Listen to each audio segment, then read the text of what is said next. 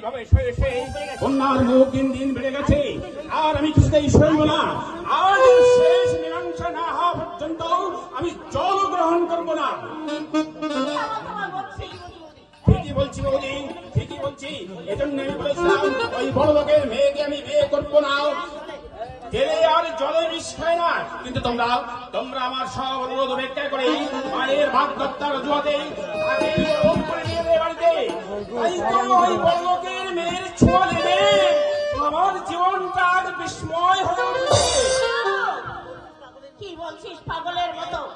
হ্যাঁ হ্যাঁ বলি, পাগলের মতোই বলছি।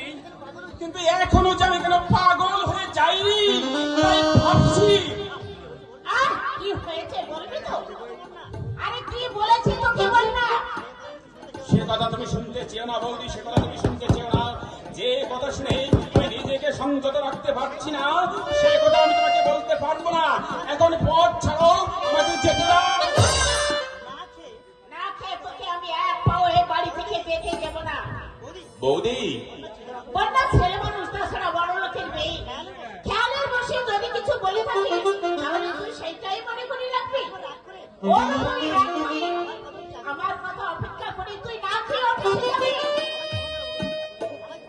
আমাকে তুমি ক্ষমা করো বৌদি, তোমার কথাও আজ আমি রাখতে পারবো না।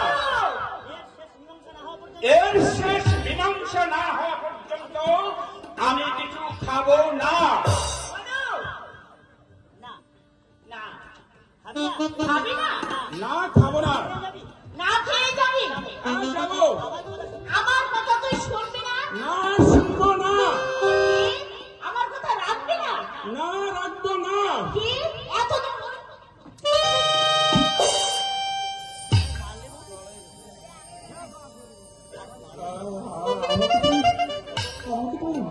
বৌদি এত বড় সাহস যে তুই আমার মুখের ওখানে তর্ক করিস? আমার কথা শুনবি না?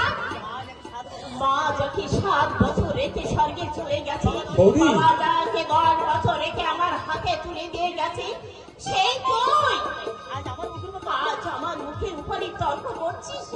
বৌদি হ্যাঁ, তুই আর আমাকে কোনোদিন বৌদি বলে ডাকবি না। আমি তোর বৌদি নই। আমি আজ থেকে ভাবো আমার কোনো ঠাকুর ছিল না। আমি কাউকে ভালোবাসিনি, আমি কাউকে ভালোবাসিনি, কাউকে না। তুমি কেঁদো না বৌদি, তুমি কেঁদো না। আমি তোমার কথা শুনবো।